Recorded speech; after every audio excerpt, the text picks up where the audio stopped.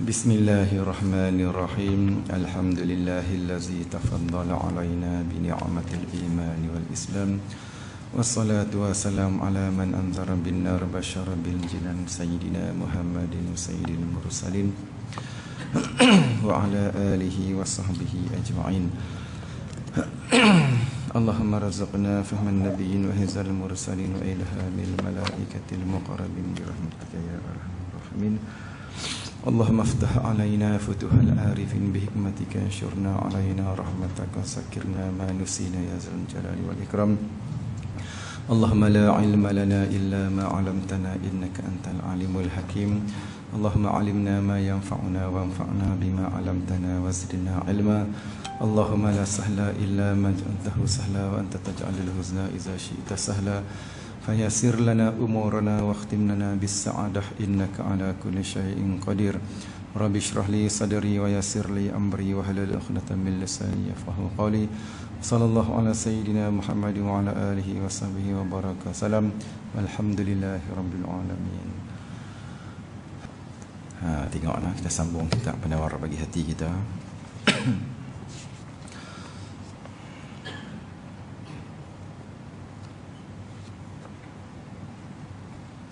Muka surat 91 lah.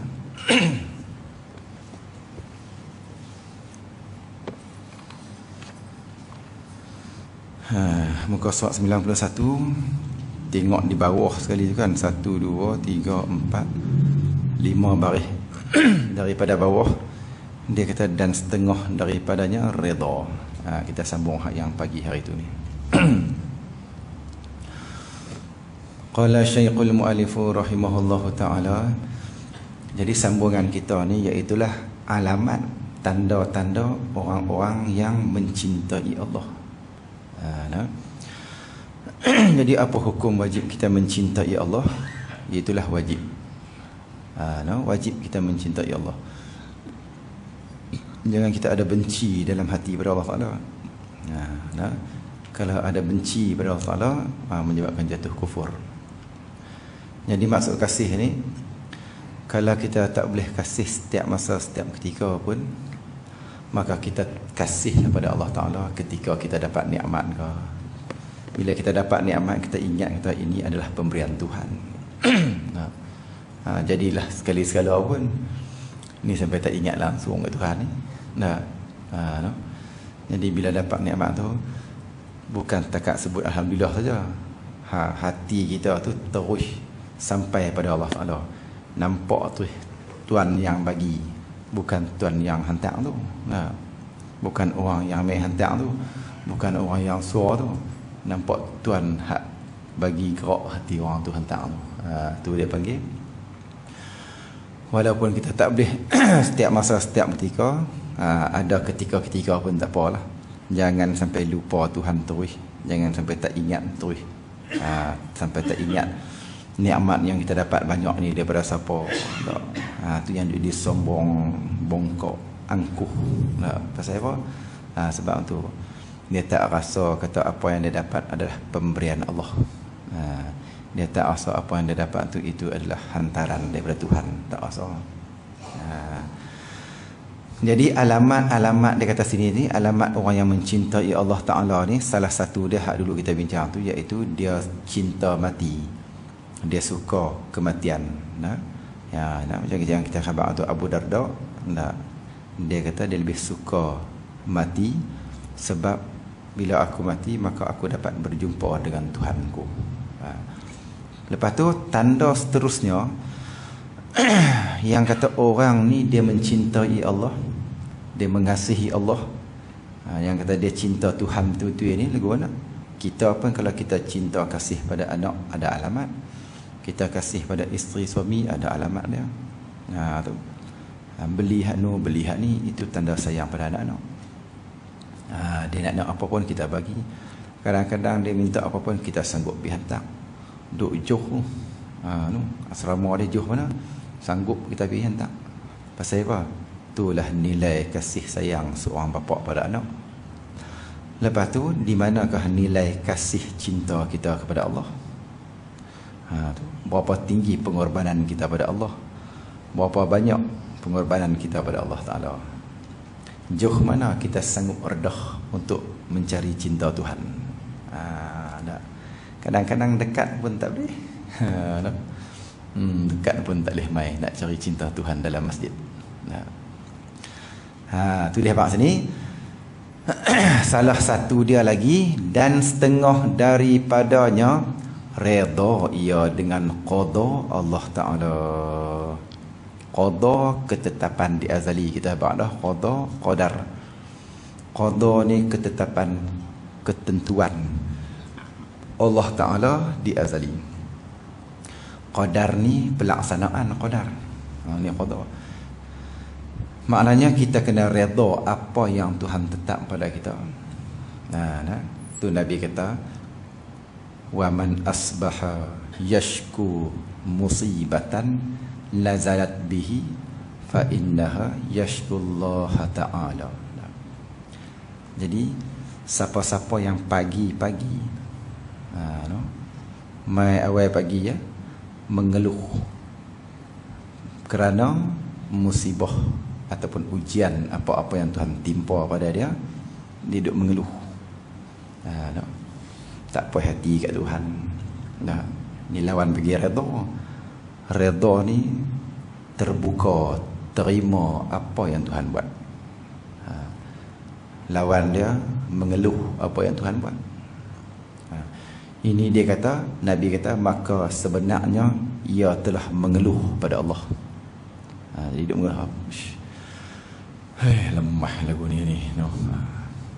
Sakit tak ponti-ponti ni. Tak mau nak lega lagi sakit apa tau.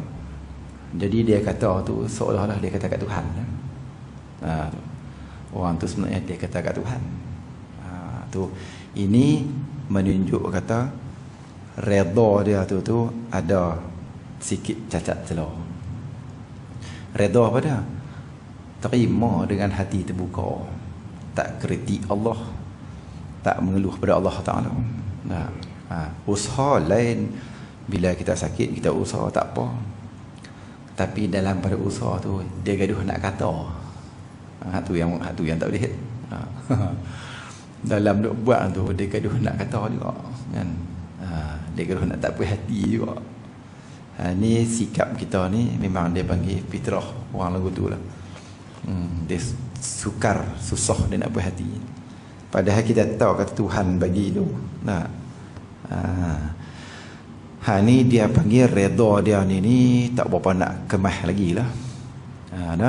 Maknanya bila redha dia ada kecacatan, kasih membawa pada kurang kasih. Sebab tanda kasih pada Allah Ta'ala ni redha. Jadi apa yang Allah Ta'ala buat tu terima. Terima. Tak ada timbul dalam hati tak puas hati ke. Tak ada timbul dalam hati rasa gelisah ke, tak ada. Tapi kita orang awam macam kita ni payahlah. Martabat kita tak sampai lagi. Tengok tu. Dan setengah daripadanya redha ia dengan qada Allah. Qada ni pada ketetapan dia tadi. Jadi kalau kita dah tahu dah kata qada qadar, dah termasuk rukun iman. Yang kenalnya percaya beriman dengan qada qadar. Jadi qada qadar Tuhan tetap di azali. Jadi redha tak redha, qada tu tetap qada. Nampak? Qada tetap qada. Kita tak redha pun qada berjalan. Redha pun qada berjalan. Lah ni nak redha ke tak? Kena redha. Tu kalau tak redha maka rugilah kita, sebab walaupun kita tak redha, qada dia tak patah balik lah. Tu. Ayat yang turun daripada bukit tu, dia bukan naik balik. Dia terus pi lah. Terus pi lah. Kita tak boleh nak ligan dah ayat yang pi tu, tak boleh ligan dah. Cumanya kita duk kira ayat hak nak turun pula tu. Jadi qada Allah Ta'ala yang berlalu tu, hak ni kita kena belajar untuk redha saja. Bukan untuk mengeluh, untuk petikai, untuk kritik Allah Ta'ala. Tu.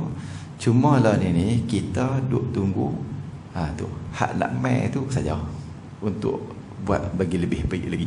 Tu saja. hak ayam pi tu dia tak boleh patah alik dah. Cuma duk tunggu hak nak turun tu buat macam ni. Tu. Jadi hak nak mai pula tu lah kita nak kena jaga. Ada pun takdir Tuhan yang pi tu. Ni orang kata usah dikenang perkara yang lalu. Terus duk kenang kan, oh benar dah pi dah. Terus sedih sangat lah. Hak mati tetap mati saja pun. Yang mati tetap dia mati dah. Dia terus berlalu, dia tak balik lah. Dan tu yang bila kita semayang kita duk minta doa, ya Allah dah. No. Jangan fitnahkan kami dengan sebab kematiannya. Wala taftinna ba'dahu. Tu. Allahumma la tahrimna. Minta ya Allah jangan halang pahala kami, wala taftinna ba'dahu. Jangan kau fitnahkan kami selepas kematiannya. Tu.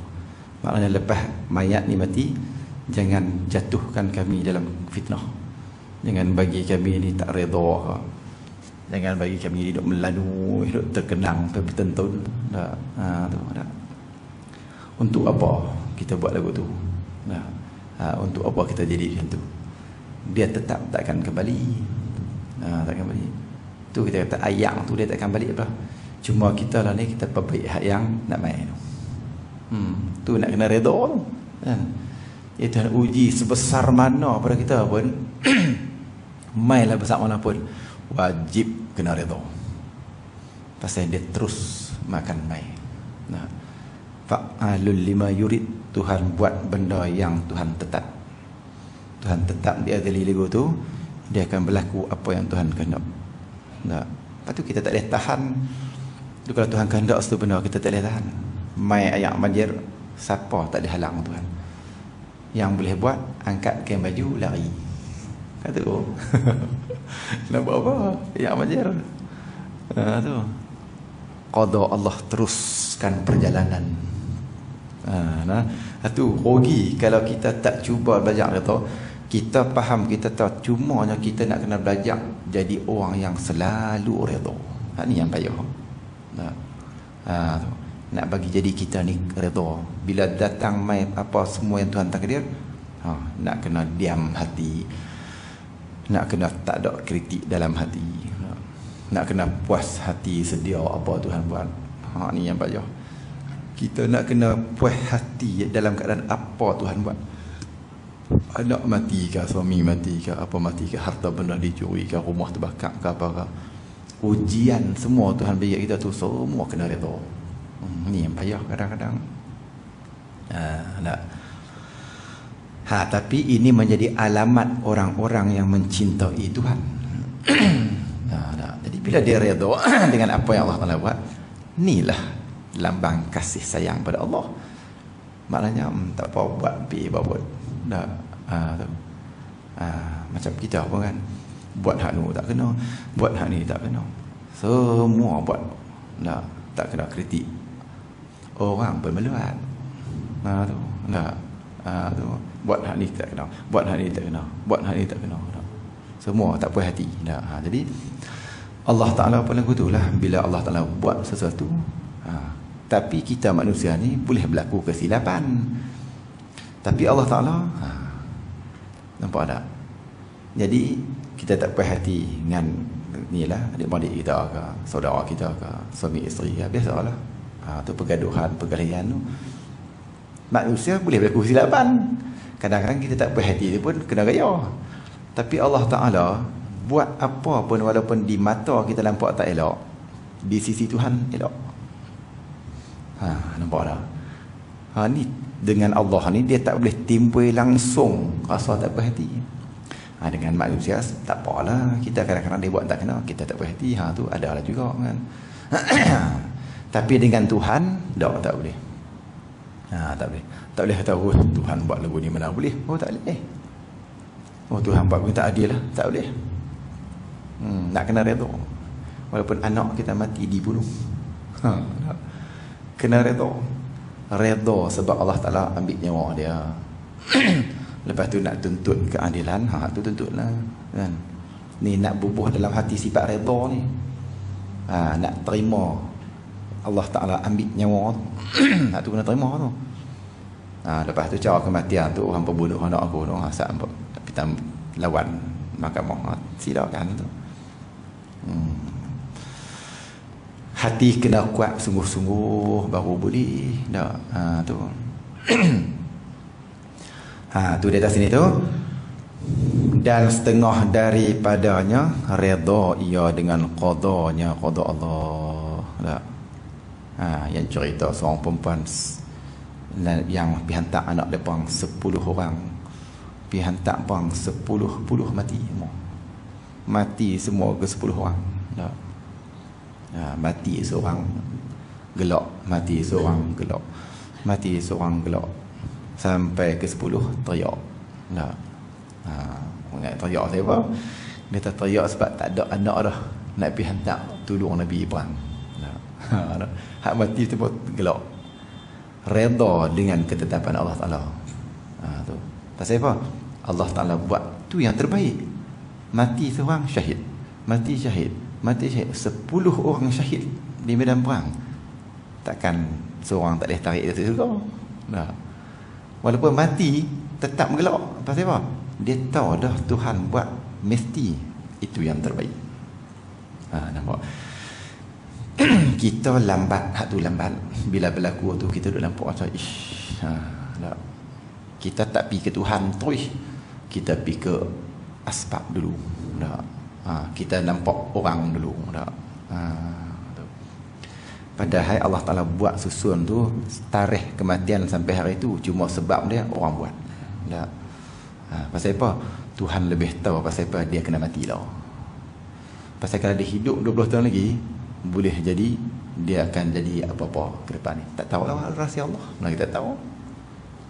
Tu yang Nabi Khidir pergi kepok kepala budak di tepi pantai. Nah. Kepok apa pantai. Nabi Musa kata kepok apa? Nah. Nabi Khidir lah selebah bang. Budak ni esok besar esok dia jadi kufur. Dia sembah berhala dan dia akan bawa mak opak dia orang ikut sembah berhala. Lalu ni sebulan dia besar, aku kepok kepala mati tu. Mati. Nampak? Ini Allah Taala bagi ilmu laduni, satu ilmu pada Nabi Khidir yang tahu benda ke depan. Tak? Jadi kita ni apa Tuhan buat, kita tahu tak apa nak ke depan. Kita tak tahu. Kita tak tahu apa ni budak-budak tengok budak kecil kan tahu nak dia apa tu. Kadang-kadang tengok lalu menidau kat jalan merapu ke satu minit, jumpa 10 tahun lagi jadi ustaz. Tahu tu kan? Dia tak tahu rahsia Allah. Tu nak suruh belajar kita ni redha. Tapi kena ingatlah redha ni dia tak menolakkan usaha. Redha lah tapi tang usaha adalah usaha. Cegah mungkar macam biasa. Tu suruh buat baik macam biasa. Redha tu sifat hati. Usaha untuk ajak buat baik teruskan. Usaha nak halang kejahatan teruskan. Tu kena jaga. Ni bab redha ni dah kena jaga ni. Tapi dia akan bahas juga ke depan kita sampai bab redha dengan qada. Kita ulang sekali lagi nanti. Dan setengah daripadanya redha dengan qada. Ni tak sampai bab dia. Sampai bab dia akan bahas sekali lagi nanti. Nanti kita bagi perkenalan dulu. Ini tanda orang mencintai Allah dalam hati dia sentiasa puas hati dengan Allah. Sentiasa redha. Kita dah bahas selalu kan Nabi Ayub kan. Sedia redha 24 jam. Bila dia tak minta lah ada orang bagi lega ni. Dia kata hidup sihat puluh tahun tak gaduh pun. Lah ni sakit lah ni. Dah berapa tahun je. Tak minta. Ni makam tinggi dah. Tapi kita ni tak salah kita usaha. Sakit usaha lah. Usaha. Tapi kena buh dalam hati kita ni. Sakit ni kalau lega tak lega aku dah tahu. Berubat tu usaha je. Yang nak angkat penyakit tu, kalau Allah Ta'ala tak perintah penyakit hang keluar, dia tak keluar. Dah tu. Dah tu. Cuma usaha saja kita boleh buat. Dan lagi habis selesai tu. Dan setengah daripadanya pada apa lagi? Tanda orang mencintai Tuhan. Tanda orang tu kasih sungguh. Lambang kasih sejati pada Allah. Lambang kasih sejati pada manusia, pada anak, pada isteri suami. Itulah. Melihat nu bagi makan ke semua ni. Nak apa kita bagi. Itu sayang kat anak dia tu. Tuhan nak apa? Dan setengah daripadanya benci ia akan dunia. Benci dunia. No? Ini dia panggil zuhud dengan dunia. Zuhud ni, kita bicara zuhud lah kan, membenci dunia. Jadi kita kena faham, kita habaq dah dulu, ulang lagi sekali. Maksud benci dunia ni, benci perkara-perkara yang tak membawa pertolongan selepas mati. Tak. Benci, bukan maksud benci dunia tu, benci tak boleh ada kereta, tak boleh ada rumah semua tu, kan tu. Tak. Kita orang lah kan ada tak mengaji, dia faham kata dunia ni rumah kereta tu dunia. Tak. Maksud benci dunia ni, tak, kita benci benda yang duk mengheret kita kepada neraka. Tu dunia tu. Dunia mana? Dunia yang nak membawa ke neraka tu. Tu yang kita kena benci. Adapun dunia hak nak membawa kita syurga, dunia menjadi mazra'atul akhirah, ni dia tak dicela ni. Tu. Kereta tu bawa kita pergi buat cari makan yang halal, boleh pahala, hak tu nama akhirat. Kereta tu bawa main masjid, buat pergi mengaji, pergi sembahyang, hak tu nama dia akhirat tu. Nak rumah berteduh, nak lindung daripada orang nampak aurat. Yang tu akhirat, bukan dunia. Nah, maksud dunia benda-benda yang mengajak kita kepada neraka, ataupun kita buat benda tu tak bagi pertolongan lepas mati. Nah, tu dunia. Jadi buat benda yang lara, sembang kosong saja, tak ada faedah apa. Tak. Tu mengumpat orang, tu dunia tu. Tak. Kereta 4-5 biji, sebiji pun tak boleh tolong buat akhirat. Tak. Sebiji pun tak boleh tolong buat hantar tuan main masjid. Tak. Tu dunia tu. Tak. Semayang pun tak ada. Tu. Cari kekayaan dunia sampai tak ada nak semayang. Inilah dunia. Pasal apa? Sebab kekayaan dia tu mengheret dia untuk masuk ke neraka. Tu dunia. Kita ada kata macam mana pun, kita tak tinggal semayang, mengaji tak tinggal. Tu. Kita tak buat menggunakan kenderaan kita buat benda yang haram. Tak. Kereta kita beli tu sekali tak pernah masuk kelab malam ni. Tu bukan dunia. Tu akhirat tu. Tu kena faham elok abad dunia ni tak? Jadi bukan maksud dunia ni, kalau dunia bangunan di dunia ni masjid buat apa dah. Tak. Tu tak. Ini bukan dunia. Ini akhirat. Dan setengah daripadanya benci ia akan dunia. Alamat orang yang kasih pada Allah, dia sentiasa membenci pada dunia. Dunia apa? Yang tak bagi manfaat untuk akhirat. Oh, ya Allah, dia tak, aku tak mau dah dia tak ni. Tak. Waktu ni aku nak semayang. Tak. Jadi bila masuk waktu, stop kerja saat aku pergi semayang dulu, saat lagi baru aku sambung. Ni orang yang mencintai Allah. Kan dulu dia habaq dah kan. Alamat dia pada mendahului Allah Ta'ala daripada mendahului hak nafsu dia sendiri. Ini alamat dia. Ni lawan dia mendahului nafsu, termasuk mendahului dunia. Bertembung bila mai azan saja, dia nak dahulu nafsu dia ke, nak dahulukan hak Allah. Hak Allah suruh semayang, hak nafsu hampir semayang pagi lagi. Tu tunggu dulu lagi untung melipat ganda ni, mayang tu hak keempat pun boleh. Tengok, ini luput, dia jatuh daripada kategori orang yang mencintai Allah. Tak termasuk orang mencintai Allah. Sebab di situ dia dah mendahulukan nafsu dia daripada Allah. Tak dapat. Tu di atas sini tu. Dan setengah daripadanya benci ia akan dunia. Jadi kita kena selalu benci pada dunia. Maksud apa? Dunia yang nak membawa kita kepada neraka tu. Adapun dunia yang nak bawa kita syurga, hak tu tak apa tu. Pasal apa dia suruh kita bencikan dunia tu? Tu tak apa tu. Kerana tiada, kerana dunia itu melalaikan dia. Jadi hak mana duk melalaikan kita? Kita cam kata ini adalah dunia. Dunia yang dicela tu dunia yang duk bawa kita lalai. Semakin rezeki murah Allah Ta'ala bagi, semakin kaya, semakin lupa Tuhan. Semakin naik, semakin lupa Tuhan. Semakin naik, semakin lupa Tuhan. Hak ni dunia yang melalaikan. Semakin hebat semakin tunduk, semakin hebat semakin tunduk. Pokok padi semakin berat padi semakin tunduk, semakin banyak lebat padi semakin tunduk. Ini tak apa. Tu. Sebab tu bila sahabat-sahabat kaya Nabi tak larang. Pasal Nabi tahu sahabat dia tu macam mana. Lagi kaya lagi takut dengan Tuhan, lagi kaya lagi tengok Tuhan. Kita lagi kaya lagi lupa Tuhan. Tak dan kaya lupa orang Tuhan. Tu nak kaya ke? Dia kadang-kadang Tuhan tak bagi kita kaya tu, saya tu lah. Duk minta jadi jutawan marah. Duk tak tahan tu. Tak ada jutawan. Pasal apa lah nak jadi jutawan mana? Dalam tak jadi jutawan pun ansak mungkin nafsu. Tu. Di jutawan tak lagi tak dan. Jadi tu yang Tuhan tak bagi tu. Tuhan tak bagi tu ada sebab. Tu bila sang labah minta Nabi kata sudahlah cukup dah kot kan. Dia tak apa lah, nak juga tak. Bagilah duk mesti kaya hari ni so boleh tolong kan. Bagi kaya tu penuh kandang kambing tak baik dah. Duk dan mula kambing 3 ekor dan main masjid. Tengok kandang kambing sampai jadi 2 kalung kandang kambing nak main masjid ke mana kan. Tinggal masjid.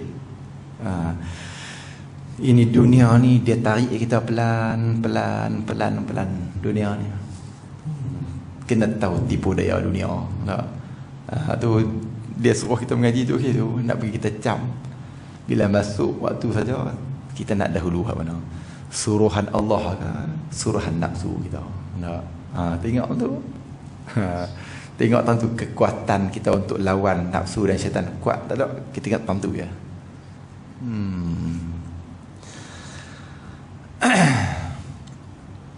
Tu dia habaq sini kerana dunia itu melalaikan akan dia. Dunia dia lah bagi khalid kita dunia. Bagi seronok tu dunia. Itulah Imam Ghazali kata musuh kita tu termasuk salah satunya dunia. Dalam Minhajul Abidin kita mengajikan dan di masjid kita bacakan Minhajul Abidin. Salah satu musuh kita ni iaitulah dunia adalah musuh kita. Jadi kalau kita tak guna betul-betul, tak buat, tak pegang betul-betul, dia akan kontrol kita. Dunia ni. Tu. Kita kena guna dia, jangan bagi dia guna kita. Kalau dia guna kita habis dunia ni.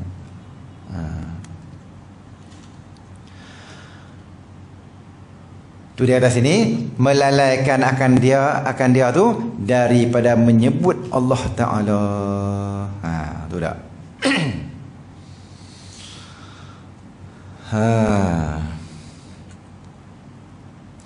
Dan ketahui olehmu bahawasanya tu yang Nabi kata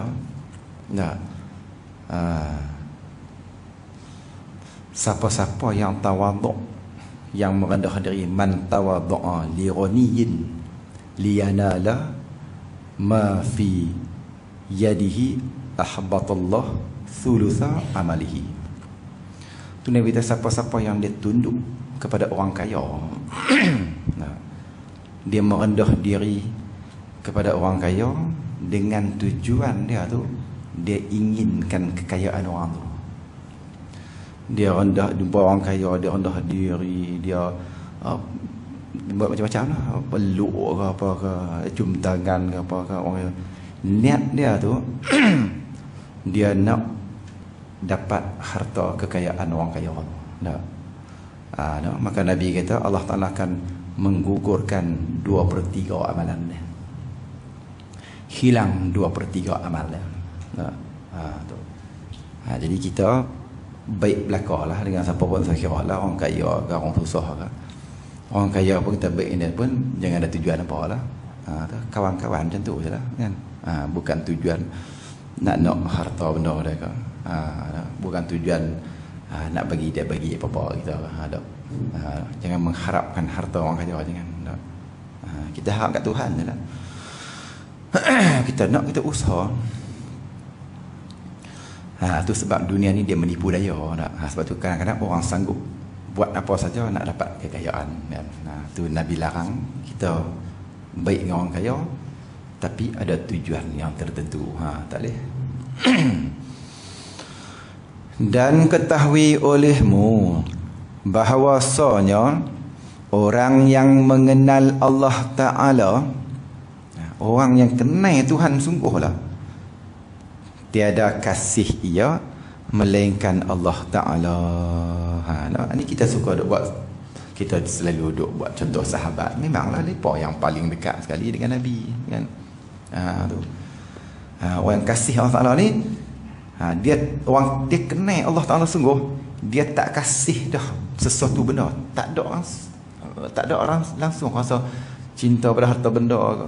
Macam tadi, dia kasih tu melebihi kasih anak. Tu dia sanggup hantar anak dia kalau pergi perang, mati tu orang hantar, mati tu orang hantar. Kotlah hak ke-9 tu nak stop tak, 10 hantar ni. Jadi sebab kasih pada Allah tu terlalu tinggi sampai melebihi kasih benda lain. Memang ada lagu tu. Tu yang bila dia tak berasa apa, anak mati tak berasa apa. Kalau kita takkan sampai tinggal buang 5 orang tu kan, 10 orang kot kan. Tu sebab dia hak ni yang kata mabuk cinta ni. Ni yang susah dalam tasawuf ni. Dia mabuk cinta. Dia nak cerita tak boleh mabuk cinta ni. Hak ni dia panggil karam dalam kitab tasawuf, karam dalam makrifah. Tenggelam dalam mengenai Tuhan ni. Tu cinta kat Tuhan tu terlalu kuat sampai tak nampak benda lain tu. Anak dia pun dia bagi Tuhan. Tuhan nak bagi. Tu Aisyah yang kita duduk. Selalu kita buat contoh Aisyah kan. Orang bagi sedekah 100,000 keping, petang habis. Jadi takkan tak berasa nak simpan buang 100 keping ke, 1000 keping ke, 100,000 bagi, bukan 1000, 100,000 keping duit perak. Takkan tak boleh simpan buang 50 keping. Tu. Ni kata ni, bila dia kenal Tuhan sungguh, dia tiada kasih melainkan Allah. Dia tak kasih apa pun, tak ada dah cinta di hati dia melainkan cinta Allah. Ni yang sanggup tak makan Rabi'ah, sanggup tak makan ni. Mayang malam zikir. Makan sehari sekali. Saya nak pakai tabak lah tu, makan setiap 6 hari sekali makan. Cinta pada Allah tu membawa sampai makan pun tak ingat. Ni kita buat contoh selalu yang kita buat contoh, orang yang mabuk cinta dengan perempuan ni, makan tak lalu, mandi tak basah. Tapi kita tu muhung tu.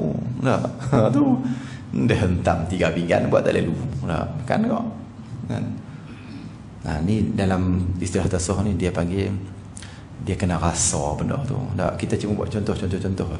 Nak habaq cinta Allah Ta'ala ni, nak cerita macam mana, kita tak sampai. Kita duduk tentu baru kita tahu. Tu. Macam orang mabuk cinta.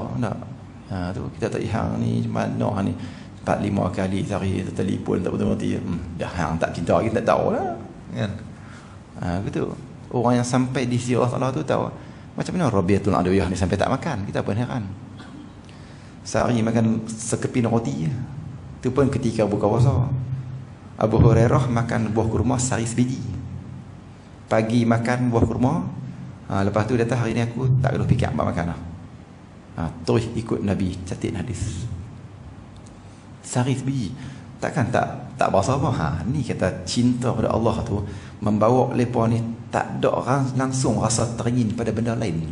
Jadi dunia ni bagi mereka ni tidak ada apa. Seperti daun-daun yang kering. Jadi kalau kita daun kering kita nak ambil ke? Daun kering yang berguguran kita nak kutip, tak kutip. Pasal apa? Tidak ada nilai. Dan kita tak suka benda tu. Macam tu wali-wali Allah Ta'ala, kekasih Allah Ta'ala. Pandang dunia ni seperti daun yang kering, tidak ada nilai. Sebab tu mereka tak ambil. Sebab tu Aisyah sekepin tak ambil. Pasal apa? Tidak ada nilai sikit pun di sisi dia. Pasal apa? Sebab dia terlalu kenal Tuhan, maka cinta Tuhan tu melebihi segala-galanya. Ni cinta yang tidak ada tandingan. Tu. Yang kita kata the power of love tu kan. Cinta kekuatan yang betul-betul cinta yang kuat dengan Allah Ta'ala. Tengok tu. Dia tak boleh biar, tak boleh pi. Tak boleh pi. Tu yang bila tak boleh pi keluar Allah terlalu rindu kuat sangat tu. Tu Allah, Allah, Allah, Allah. Allah jerit. Ada yang pingsan mati wali-wali Allah ni. Sebut nama Allah sampai mati. Kita rajin buka tengok buku kekeramatan para wali. Tu. Jerit Allah, Allah, Allah mati. Rabah tu mati dah. Mati. Ni kata cinta membuat mati dia ni. Kita pun di dunia ni manusia kan ada juga kan. Tu pasal buat tak kahwin ni perah cinta. Ni contoh saja kita buat. Tengok, melainkan akan Allah Ta'ala. Cumanya kalau dia kasih pun tengok ada sebab. Abdul Rahman bin Auf kaya jutawan kan. Kasih tu pasal apa dia kasih? Pasal apa dia ada harta? Tengok tu. Jadi kok mana pun para sahabat ni dia takkan buat benda yang menyalahi syarak. Tu sebab tu sahabat ni kita tak boleh tomoh ikut dan. Macam Syiah duk tomoh sahabat ni tak boleh. Abdul Rahman kaya. Sayyidina Osman masuk kaya juga. Maka jika kasih ia akan yang lain, kalau dia kasih hak lain lagi pun, tengok, maka dengan sebab kasihnya akan Allah Ta'ala. Apa ni maksud dia? Maksudnya dia kasih, sebab kita pun boleh kasih lain pasal apa? Sebab kasih tu kerana Allah, boleh. Ya, sayang kat kawan aku ni. Pasal apa kita sayang sangat kat kawan? Lagi sama lagi saya boleh sayang kan? Bukan sayang pasal nafsu dah. Sayang pasal kawan aku ni, Allah banyak buat kebaikan pada aku. Ni dia panggil kasih kerana Allah. Orang buat baik maka kita balas baik pada dia. Tu. Pasal apa sayang kawan ni? Dia ni bagus dak asmayang rajin apa semua. Doa kat kita. Pasal apa kita sayang pada guru kita? Laki-laki sama lelaki boleh sayang ke? Boleh. Pasal apa? Sebab guru kita ni banyak bimbing kita bagi agama pada kita. Pasal apa sayang kat Nabi ni? Nampak tu Abu Bakar. Cinta Abu Bakar pada Nabi, cinta yang paling tinggi sekali. Yang kita habang dah tu kan, sanggup tukar tangan pak dia dengan pak nak Nabi kalau boleh. Sayyidina Abu Bakar ni dia sanggup buat apa saja demi Nabi, demi cinta yang tulus pada Nabi. Tu lelaki sama lelaki tu boleh tak? Boleh.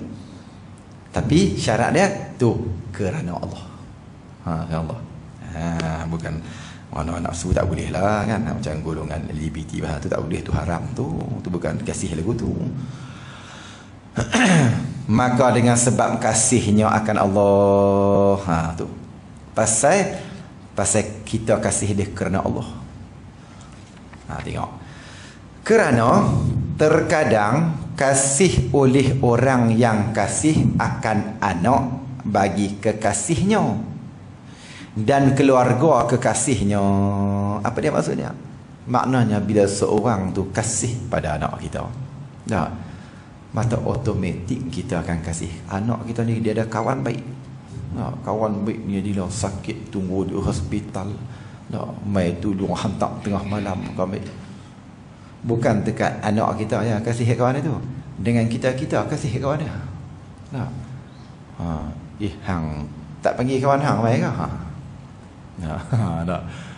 Takkan tak panggil dia mai hang. Panggil hang.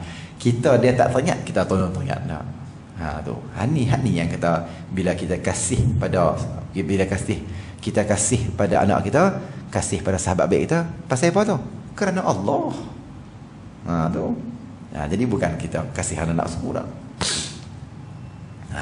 Tu dia tadi. Dan keluarga kekasihnya. Jadi keluarga kekasih. Lepas tu kawan baik nak kita tu, dengan mula tak kenal pun mak dah. Lah jadi kenal dah. Tu jadi kenal dah. Dan hamba bagi kekasihnya. Lepas tu dan segala yang terbangsa kepada kasihnya. Faham tak apa dia maksud yang terbangsa? Jadi kita boleh kasih apa saja benda yang ada kaitan dengan Tuhan, yang kaitan dengan Allah boleh. Tu. Kita kasih apa? Kita kasih orang hafal Quran. Kasih sayang orang hafal Quran ni. Pasal apa? Sebab dia ada kaitan dengan Allah.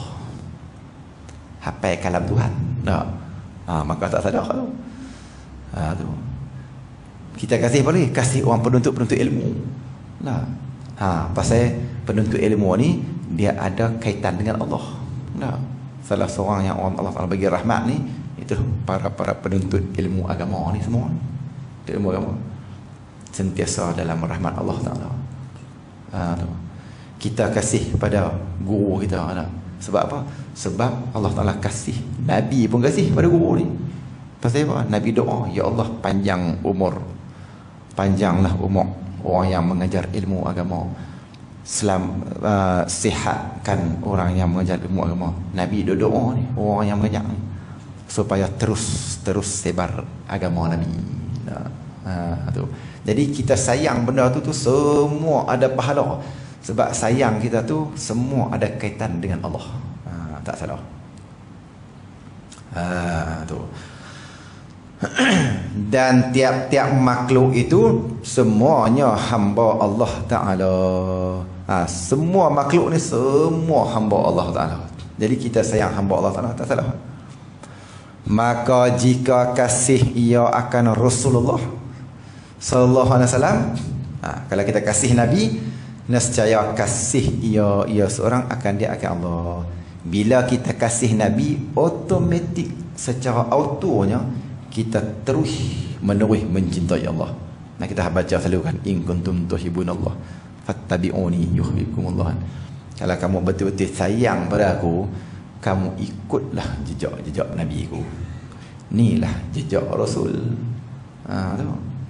Ni kita duk mengaji ni jejak Rasul lah. Ikut jalanan Nabi. Jadi ini salah satu lambang cinta pada Nabi. Bila kita cinta pada Nabi, automatik dapat cinta Allah. Tu dia ada dua tu. Tak tu di cincin Nabi Abu Bakar selepas Nabi wafat, Nabi bagi cincin tulis Allah Muhammad, cincin cop rasmi. Sampai saya Abu Bakar ada lagi cincin cop rasmi Allah Muhammad. Sampai Sayyidina Osman merintah, dia ambil wudu, jatuh dalam telaga cincin tu. Dia jatuh, dia pun suruh rakyat dekor mayat 3 hari untuk cari cincin, tapi tak jumpa sampai hari ni tak jumpa cincin tu. Maka ini isyarat, kata, maka dah bermula pergolakan di antara orang-orang yang memusuhi.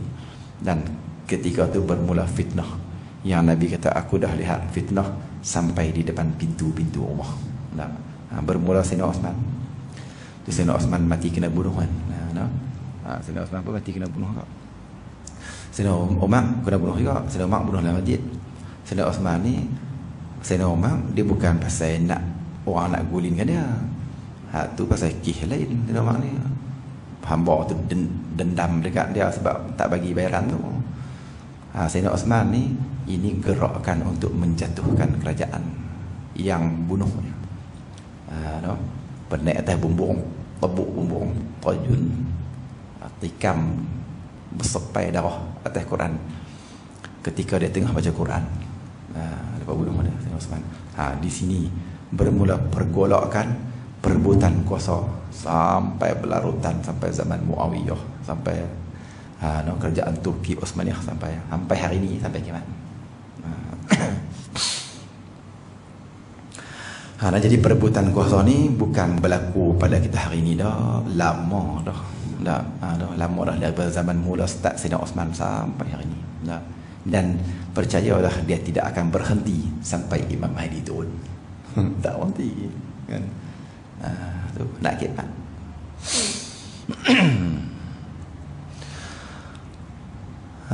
Tengok tu di atas sini tu, kerana bahawasanya pesuruh, nampak ayatnya kita kena berhenti tak tu dulu kan. Tanda tang 3 baris pada atas tu lah. Maka jika kasih ia akan Rasulullah Sallallahu Alaihi Wasallam. Tanda tu tang maka jika kasih 3 baris daripada atas. Tanda lelak tu lah. Kadang-kadang kita tak terlupa lama sebulan kan.